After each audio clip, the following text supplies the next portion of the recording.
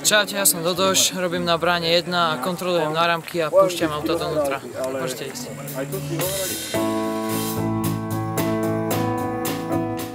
Festival Campfest je v prvom rade o mladých ľuďoch, s ktorými chceme pracovať a ktorých chceme priviesť na toto miesto.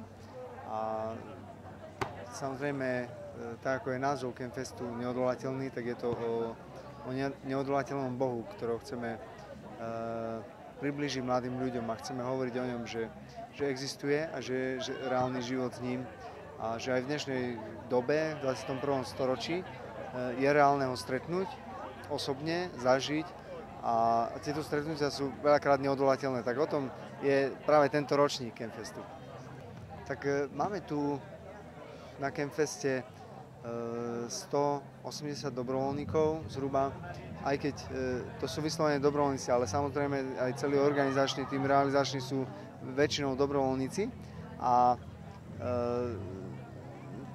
bez týchto dobrovoľníkov by vôbec vznikol Campfest. Vlastne všetci, ktorí stoja aj za organizáciou, to robia dobrovoľne.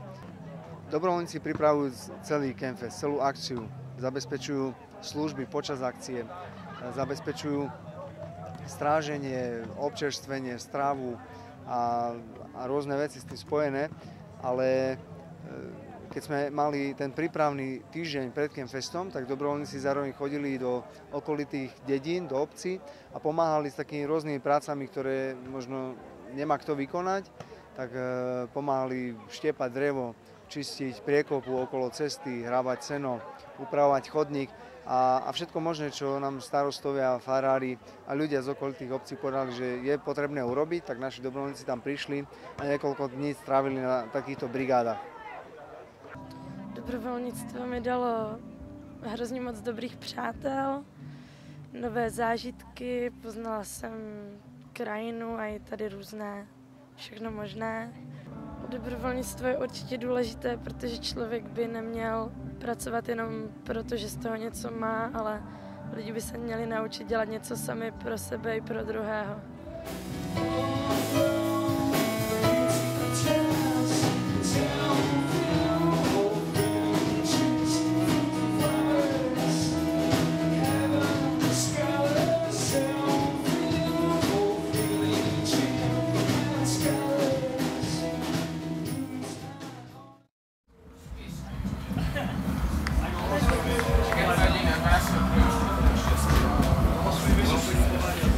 Ja som členom takého vzácneho tímu, ktorý zastrešuje všetkých dobrovoľníkov, všetkých vedúcich, všetkých tých, ktorí prichádzajú do kontaktu s dobrovoľníkmi v rámci toho organizačného tímu. To znamená, že proste od programu cez ich služby, cez nejaké zatriedenie, no a takú kompletnú podporu potom tým vedúcim, ktorí ich majú na starosti.